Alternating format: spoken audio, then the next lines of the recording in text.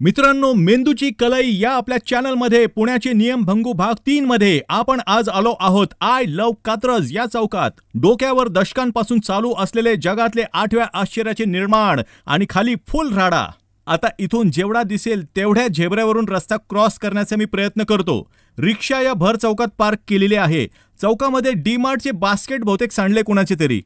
आता या रस्त्याला अर्धा झेब्रा क्रॉसिंग आहे आणि इथून पुढचा अर्धा रस्ता तुम्ही या झेब्रा क्रॉसिंगच्या आकारात पडलेल्या सूर्यप्रकाशात आरामात क्रॉस करू शकता. सिग्नल तोडणे, नो एंट्रीतून जाणे, झेब्रा क्रॉसिंगवर थांबणे या चौकात अपराध नसून एक दिनचर्याचा भाग आहे.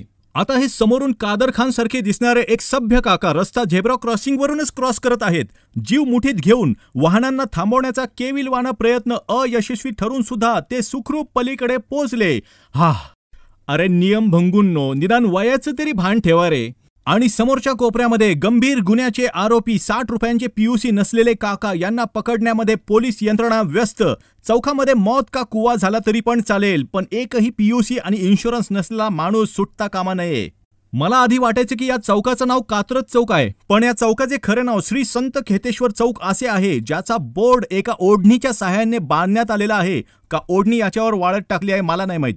मी हा बोर्ड दाखवेपर्यंत हा होंडा शाईनवाला डिवायडर आणि सिग्नल सगळं तोडून पसार.